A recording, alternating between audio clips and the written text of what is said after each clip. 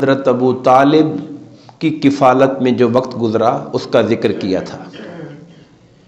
پھر بعد ازاں حرب فجار میں آپ کی شرکت اور حلف الفضول میں آپ کی شرکت.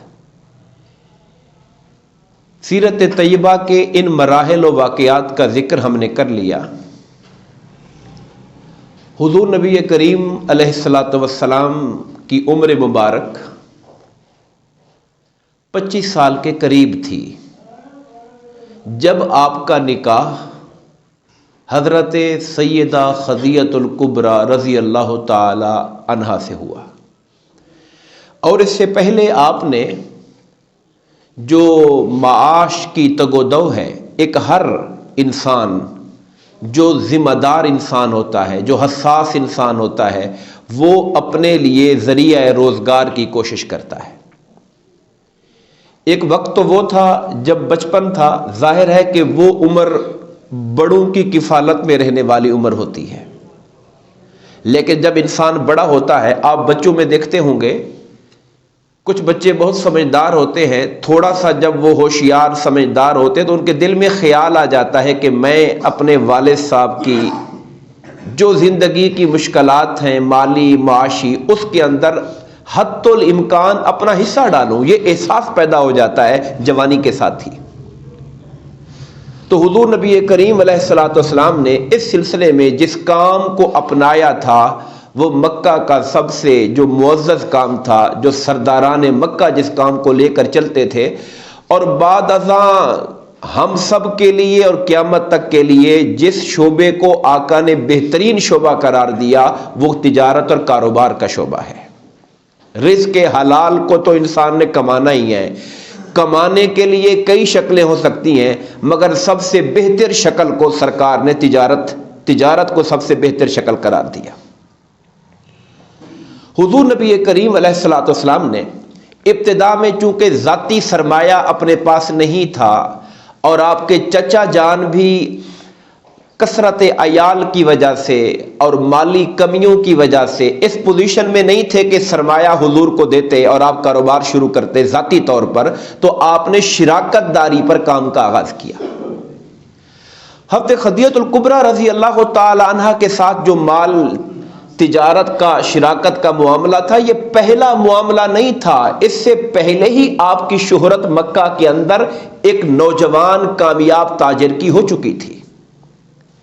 یعنی یہ نہ سمجھا جائے کہ پہلا کام ہی حضور نے حضرت خدیجہ کے ساتھ مل کر کیا، نہیں، اس سے پہلے بھی حضور نبی کریم علیہ الصلوۃ والسلام تجارتی سلسلے میں عرب کی جو مشہور مارکیٹیں تھیں، عرب کی جو مشہور منڈیاں تھیں، وہاں پہ سفر فرمایا کرتے تھے. لوگوں کے ساتھ پارٹنرشپ کا سلسلہ آپ کا پہلے ہی چل رہا تھا. ظاہر ہے جب آپ کام کر رہے ہوتے ہیں تو پھر شہر میں آپ کی شہرت پھیلتی ہے کہ بڑے دیانتدار انسان ہیں، بڑے سچے انسان ہیں. پھر لوگ منہ سے باتیں آگے سے آگے چلتی رہتی ہیں. حضرت خدیجہ الکبریٰ رضی اللہ تعالی عنہا نے جب آقا کریم علیہ الصلوۃ والسلام کی تجارتی سوجھ بوجھ کے بارے میں سنا کہ بڑے کامیاب تاجر ہیں، جہاں گئے ہیں لوگوں سے زیادہ نفع کما کے لائے ہیں اور ان کے معاملات کے اندر بالکل ٹرانسپیرنسی ہے، شفاف ہے، مالی اعتبار سے ان سے زیادہ دیانتدار اور امانت دار ہستی مکہ کے اندر کوئی نہیں دیکھی گئی. چونکہ حضرت خدیجہ خود تاجرہ تھیں، ان کے والد فوت ہو چکے تھے. حضرت خدیجہ کے والد فوت ہو چکے تھے اور ان کے کوئی بھائی بھی نہیں تھے، تو وہ بھی اپنے بزنس کو جو والد کا چھوڑا ہوا تھا اسے لوگوں کی پارٹنرشپ پہ چلا رہی تھیں.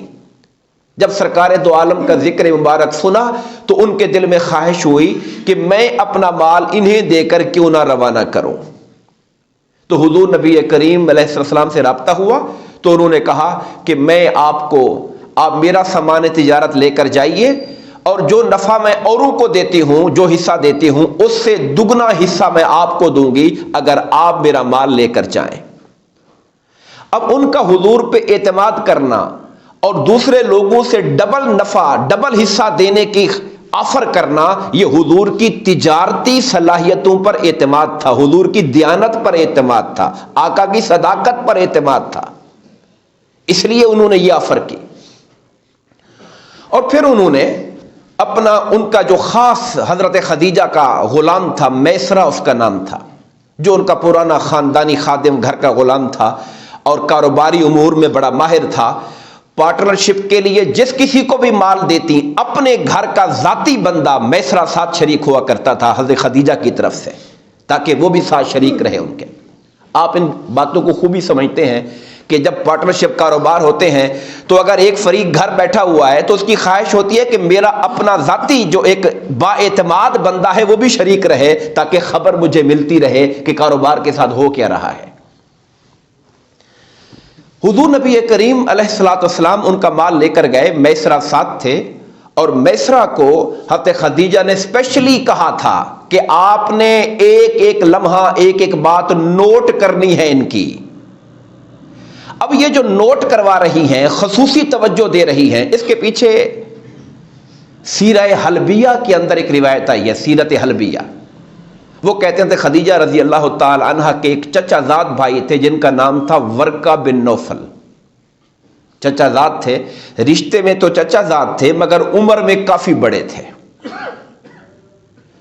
ورقہ بن نوفل حضور نبی کریم کی تشریف آوری سے پہلے، آپ کی ولادت سے بھی پہلے عیسائی ہو گئے تھے، اور نصرانیت کی کتابیں پڑھ کے، عیسائیوں کے ساتھ میل جول کر کے، تورات اور انجیل کو پڑھنے کی وجہ سے، اور اتنے ماہر تھے کہ عبرانی زبان کے ماہر ہو گئے تھے، اور عبرانی زبان کی چیزوں کو عربی میں ترجمہ کرتے تھے، یعنی اچھے خاصے تگڑے عالم تھے عیسائیت کے۔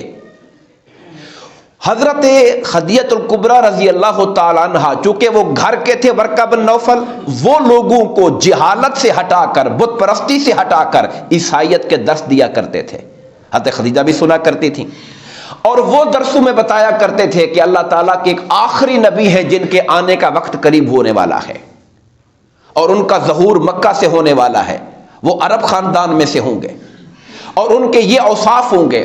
تو حضرت خدیجہ الکبریٰ رضی اللہ تعالی عنہ ورقہ بن نوفل سے آنے والے نبی کی خبریں سن کر بڑی اشتیاق رکھتی تھیں، اور ان صفات کو نوٹ کرتی تھی جو آنے والے نبی کے اندر پیدا ہونی ہے، جو ان صفات کے حامل نبی آنے والے ہیں۔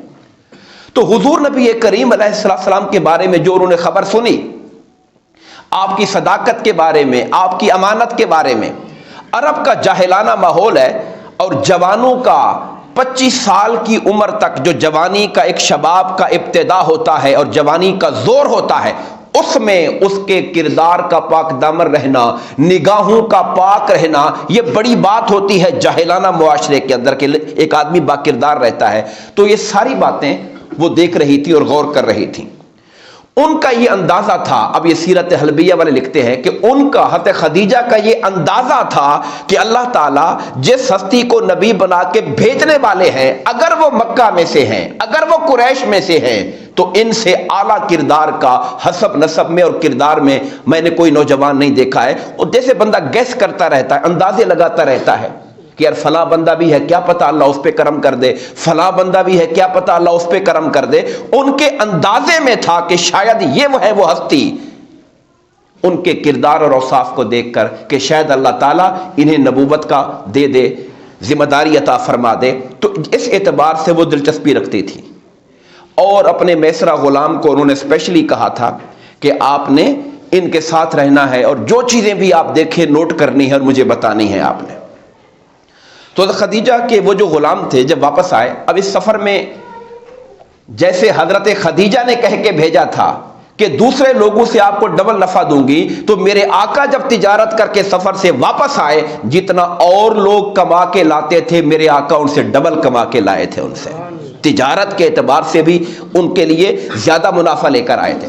اور میسرہ نے پھر ساری رپورٹ دی حضرت خدیجہ کو کہ ان کی گفتگو کیسی تھی، اخلاق کیسا تھا، کردار کیسا تھا، لوگوں کے ساتھ معاملہ کیسے کرتے تھے، اور پھر یہ باتیں بھی انہوں نے نوٹ کی کہ ان کے لیے بادلوں کا سایہ کس طرح ہوتا تھا۔ یہ بادلوں کا سایہ تو اس 12 سال کی عمر میں جب آپ حضرت ابو طالب کے ساتھ بصرہ گئے تھے، تو تب بھی بحیرہ راہب نے دیکھ کر کہا تھا کہ میں بادلوں کا سایہ ہوتے دیکھ رہا ہوں ان کے اوپر، درخت جھکتے ہیں ان کی طرف، اور درخت ان کے لیے آگے کو جھک جاتے ہیں، پتھر ان کو سلام کرتے ہیں۔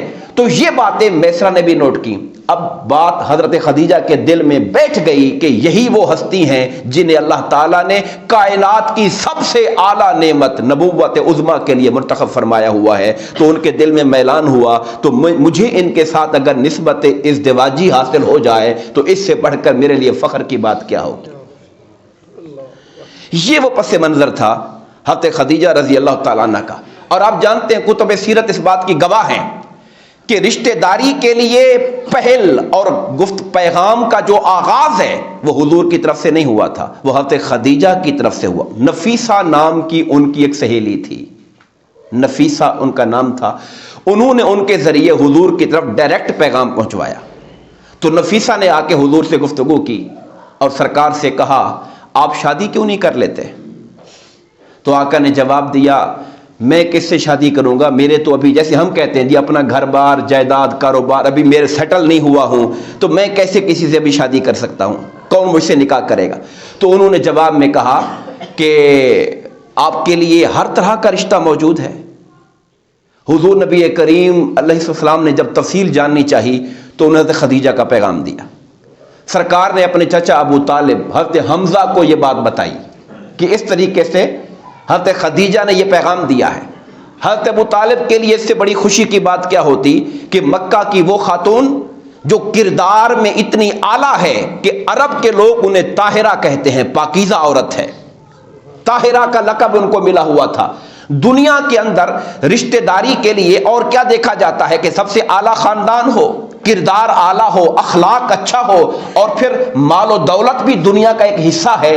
لوگ میرے آقا نے تو اس کو سب سے آخری نمبر پہ رکھا، ہمیں تعلیم فرمائی کہ جب رشتہ داری کرو، کئی لوگ رشتہ داری کرتے ہیں لوگوں کا مال و دولت دیکھ کر، کوئی خاندان برادری دیکھ کر، کوئی کردار دیکھ کر، اخلاق دیکھ کر۔ تو میرے آقا نے کہا کہ اے میری امت والو، تم اخلاق کو پہلے نمبر پہ رکھا کرو، کردار کو پہلے نمبر پہ رکھا کرو، پھر اس کے بعد خاندان برادری ہے، پھر اس کے بعد مال و دولت اور دیگر چیزیں آ جاتی ہیں۔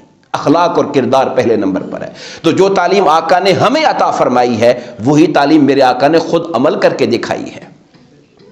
اس طرح حضرت خدیجہ رضی اللہ تعالیٰ عنہ کا نکاح، اور نکاح کی تقریب کے لیے حضرت ابو طالب، حضرت امیر حمزہ اور خاندان کے دیگر لوگ حضرت خدیجہ کے گھر گئے، اور وہاں پر حضرت خدیجہ کے چچا تھے ان کے ساتھ گفتگو ہوئی، یعنی باپ فوت ہو چکے تھے تو اب چچا ان کی طرف سے، حضرت خدیجہ کی طرف سے ایک وکیل کے طور پر گفتگو کر رہے تھے۔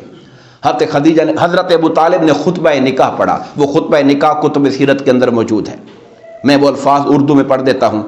آپ نے کہا تمام تعریفیں اس اللہ کے لیے ہیں جس نے ہمیں نسل ابراہیم اور اولاد اسماعیل میں پیدا فرمایا، ہمارے لیے ایسے گھر خانہ کعبہ کا متولی ہمیں بنایا جس کے گرد دنیا بھر سے لوگ آ کے طواف کرتے ہیں، جس گھر کا، اس گھر کا متولی خدمتگار اللہ نے ہمیں بنایا ہوا ہے۔ اور فرمایا وہ پرامن حرم ہے، تمام دنیا کی نعمتیں اس حرم کی طرف لائی جاتی ہیں، اللہ نے ہمیں اپنے علاقوں میں لوگوں پر حاکم بنایا ہے، قریش کی سرداری ہے اور قریش میں بنو ہاشم کو اونچا مرتبہ دیا، اور پھر کہا یہ میرا بھتیجا ہے محمد بن عبداللہ بن عبد المطلب، یہ میرا بھتیجا ہے، اس کا قریش میں جس سے موازنہ کیا جائے۔ ابو طالب کے الفاظ دیکھیے، کسی نوجوان کو لے لو اور موازنہ کرو میرے بھتیجے کے ساتھ، تو فرمایا جس سے موازنہ کرو گے میرا بھتیجا ہر ایک سے برتر اور بالا تر ثابت ہو جائے گا۔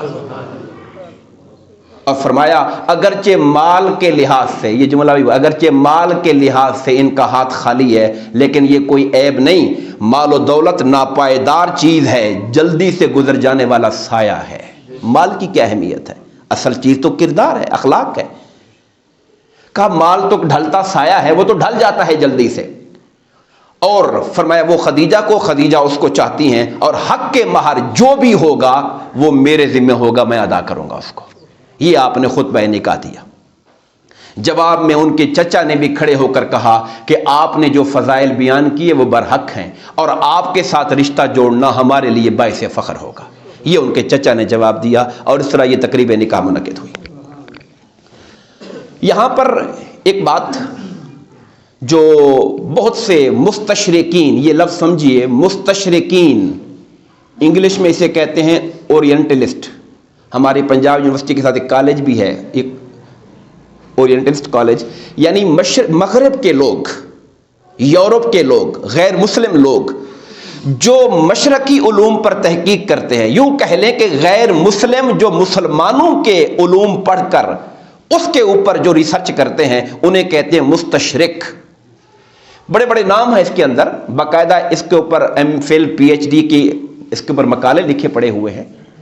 تو انہوں نے بڑا اعتراض کیا حضور نبی کریم علیہ الصلوۃ والسلام کی سیرت طیبہ میں آقا نامدار کی کثرت ازواج پر، کہ سرکار نے شادیاں بہت کی جی، 11 عورتوں سے نکاح کیا اور 9 عورتیں ایک وقت میں آپ کے نکاح کے اندر تھیں. اور معاذ اللہ کافر ذہن ہے نا، ایمان والا تو نہیں ہے، اس نے اس کو اس طرح پورٹریٹ کیا معاذ اللہ جیسے کوئی جنسی جذبات اور شہوات اور خواہشات نفسانی کی کثرت کی وجہ سے آپ نے نکاح کیے. ان کو بڑا تفصیل کے ساتھ ایک ایک نکاح کے اوپر باتیں ہیں، اگر آپ کتابیں پڑھنے والے ہیں اس پر بہت مواد لکھا ہوا ہے. مگر اتنی بات جو موٹی بات کہنا چاہتا ہوں، سرکار نے جو پہلا نکاح کیا عمر 25 سال تھی، اور جس خاتون سے نکاح کیا سیدہ خدیجہ سے ان کی عمر 40 سال تھی. اب ذرا ہم اپنے ذہن کو بھی استعمال کریں. جو بندہ معاذ اللہ استغفر اللہ خواہشات کے پیچھے ہو، نفسانی خواہشات کی تسکین چاہتا ہو، وہ تو چاہے گا کہ میں اپنے سے کم عمر سے نکاح کروں یا کم سے کم برابر میں نکاح کروں. اپنے سے 15 سال زیادہ عمر والی خاتون سے نکاح کرنا، اور وہ بھی جو پہلے شوہر سے بیوہ ہو چکی ہیں، بلکہ روایات میں آتا ہے 2 شوہروں سے بیوہ تھی، ایک شوہر سے نہیں. ایک شوہر سے نکاح کیا وہ فوت ہو گئے، دوسرے سے نکاح کیا وہ فوت ہو گئے. اب یہ ان کا تیسرا نکاح تھا جو حضور نبی کریم کی ذات بابرکات سے ہو رہا تھا.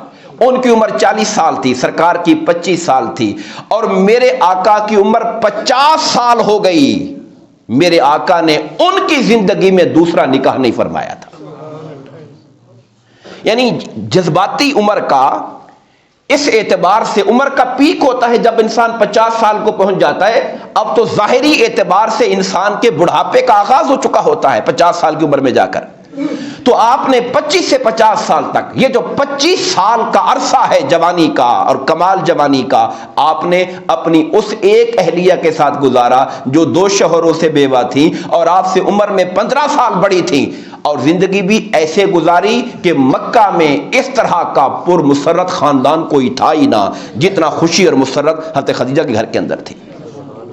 حضرت خدیجہ خادموں والی، نوکروں چوکروں والی خاتون تھیں، مالدار تھیں، مگر میرے آقا کی خدمت اپنے ہاتھوں سے کرتی تھیں.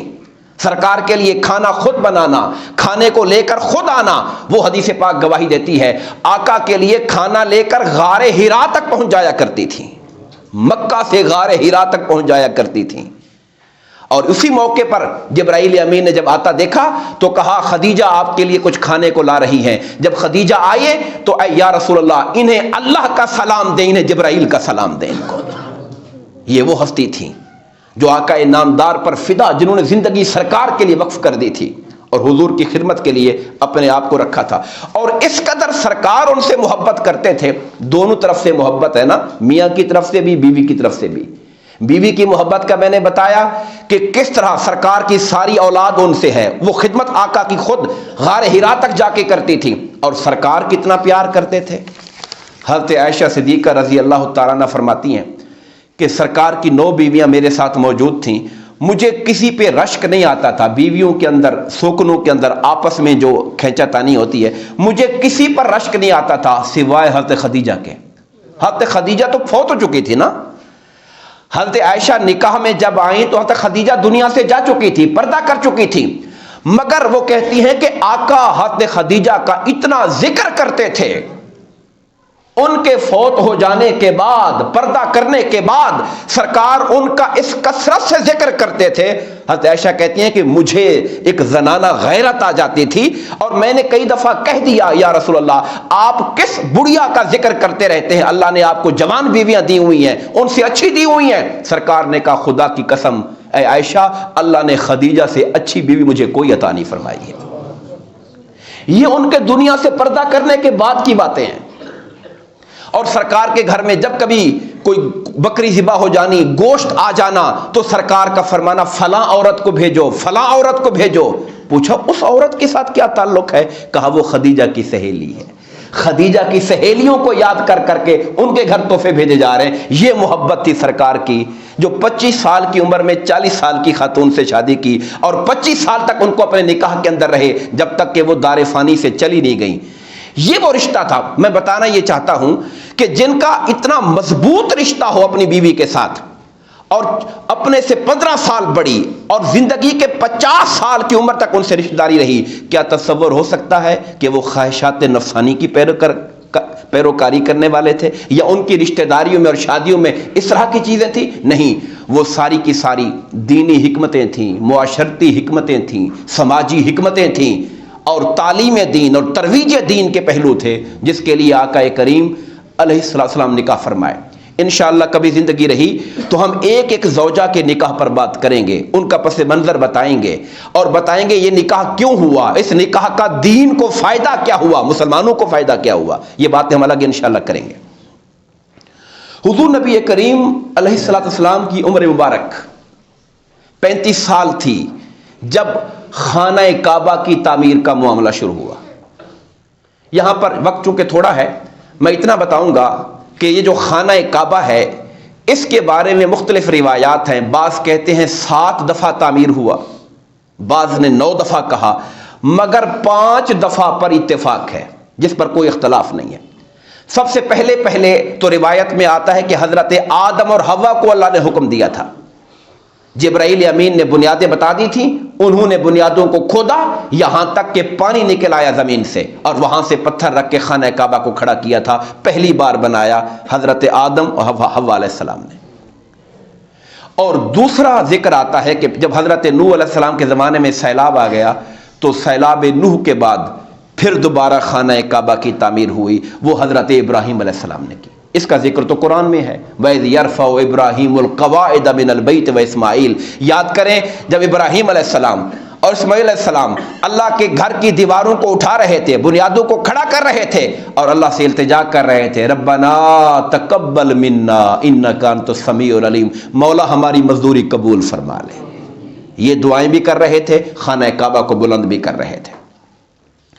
پھر بعد میں ذکر آتا ہے کہ امالکا نام کی قوم آئی، اور پھر بنو جرہم قوم آئی۔ بعض نے کہا کہ نئے سرے سے بنایا دوبارہ، بعض نے کہا مرمتیں کرتے رہے، نئے سرے سے نہیں بنایا، مرمتیں کرتے رہے، ٹوٹ پھوٹ ہو جاتی اس کو ٹھیک کر دیتے تھے۔ مگر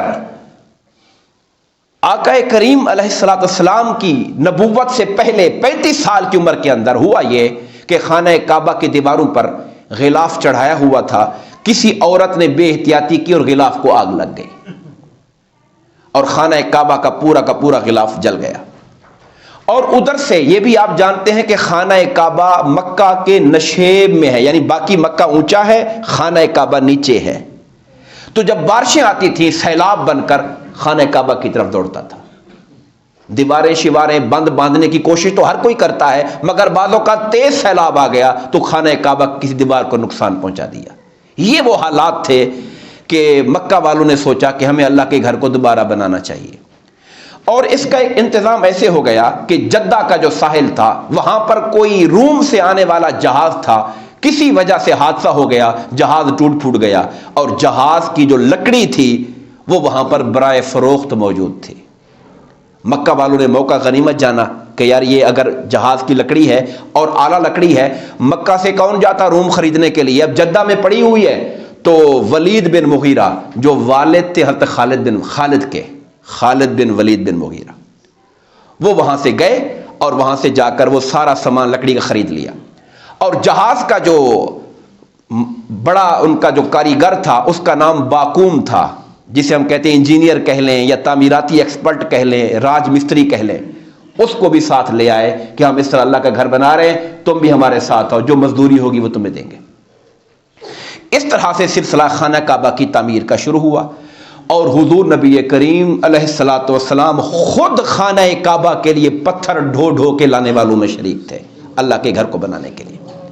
اجیاد کا علاقہ جو تھوڑا پیچھے پڑ جاتا ہے جنت المعلا کی طرف، اور ادھر دور سے یعنی صفا کی پرلی سائڈ سے وہ جو اجیاد اور جنت مسجد جن والا جو علاقہ ہے وہاں سے پتھروں کو اٹھا کے حضرت عباس بھی لا رہے تھے، حضور بھی لا رہے تھے، اور میرے آقا نے صرف تہمد باندھا ہوتا تھا، اوپر قمیض نہیں ہوتی تھی، شانے پہ پتھر لا کے لا رہے تھے، اور یہ روایات میں آتا ہے کہ پتھروں کو اٹھا اٹھا کے شانے چھل گئے تھے، زخمی ہو گئے تھے۔ حضرت عباس نے چاہا کہ آپ چونکہ مکہ کے کلچر میں لباس کو اوپر نیچے کر لیا کرتے تھے، آپ کو پتا ہے کہ حرم کعبہ میں ننگے ہو کے طواف بھی کر لیا کرتے تھے، تو انہوں نے چاہا کہ آپ اپنے تہمت کا ایک حصہ اٹھا کے ذرا ادھر رکھ لیں، پھر اوپر پتھر رکھ لیں۔ چچا نے مشورہ دیا اور حضور کے تہمت کو کھینچا تو آقا نامدار بے ہوش ہو گئے وہیں پر، اور اللہ کے آسمان کی طرف ٹکٹکی باندھے رکھی اور کہا خبردار چچا میرے تہمت کو ہاتھ نہ لگاؤ۔ حضور نبی کریم نے اپنے ننگے شانوں پر پتھر اٹھائے، مگر وہ جو جاہلانہ طریقہ تھا عریانی والا اسے آقا نے قبول نہیں فرمایا تھا۔ دوستان گرامی قدر، میں تعمیر کعبہ کی بات کو سمیٹ دیتا ہوں یہ کہہ کر کہ پیس تعمیر جو حضرت آقا کریم کے زمانہ میں ہوئی، جس میں آقا نے حصہ لیا، یہ چلتی رہی اس وقت تک جب تک بدبخت یزید لعین نے خانہ کعبہ پر حملہ کروایا تھا۔ حضرت عبداللہ بن زبیر کا جب زمانہ تھا، امام حسین کی شہادت کے بعد یزید نے مکہ پر حملہ کروایا عبداللہ بن زبیر کو قابو کرنے کے لیے، ان کو شکست دینے کے لیے۔ اس وقت مکہ پر خانہ کعبہ پر منجنیق سے پتھر برسائے اور کعبہ کو آگ لگ گئی۔ تب عبداللہ بن زبیر رضی اللہ تعالیٰ عنہ نے پھر کعبہ کی تعمیر کروائی۔ انہوں نے جو تعمیر کروائی، یہاں یہ بات سمجھنے والی ہے، انہوں نے جب تعمیر کروائی، اب وقت تھوڑا ہے میں بات کو سمیٹنا چاہتا ہوں، جب قریش بنا رہے تھے حضور کے زمانے میں تو لکڑی کم پڑ گئی تھی، سامان کم پڑ گیا تھا۔ انہوں نے یہ جو حتیم والی جگہ ہے پہلے یہ بھی کعبے کے اندر ہوا کرتی تھی، انہوں نے کہا یار اس کو چھوڑ دو، جتنا لکڑی ہے جتنا سامان ہے اتنی دیواریں کھڑی کر لو، یہ سائڈ باہر نکال دی۔ حضور نے حضرت عائشہ سے فرمایا تھا کہ عائشہ اگر تمہاری قوم ابھی نئی نئی اسلام میں داخل نہ ہوئی ہوتی اور جاہلیت اگر دور کا زمانہ نہ ابھی زیادہ دور نہ ہوتی تو میں یوں کرتا کہ وہ بھی خانہ کعبہ کے اندر شامل کر لیتا اور 2 دروازے بنا لیتا، ایک اندر داخل ہونے کا، ایک باہر سے نکلنے کا۔ قریش نے صرف اپنی چودراہٹ کے لیے دروازہ ایک رکھا تھا تاکہ جو جائے ہماری مرضی سے جائے، ایسے کوئی اندر نہ جا سکے۔ سرکار نے اس خواہش کا ذکر کیا تھا، عبداللہ بن زبیر رضی اللہ تعالیٰ عنہ نے حضور کی خواہش پر وہی نقشہ بنا دیا جو حضور نے فرمایا تھا، حتیم کو اندر شامل کر دیا اور دروازے 2 رکھ دیے۔ مگر عبداللہ بن زبیر تو چند سال رہے، اس کے بعد پھر دوبارہ بنو امیہ کا دور آیا اور ولید عبد الملک بن مروان کا زمانہ تھا۔ اس نے حجاج کو کہا کہ خانہ کعبہ کو ویسے بناؤ جیسے قریش کے زمانے کے اندر تھا۔ پھر دوبارہ خانہ کعبہ کو پھر بنایا اموی دور کے اندر، عبد الملک بن مروان کے حکم پر حجاج نے بنوایا تھا۔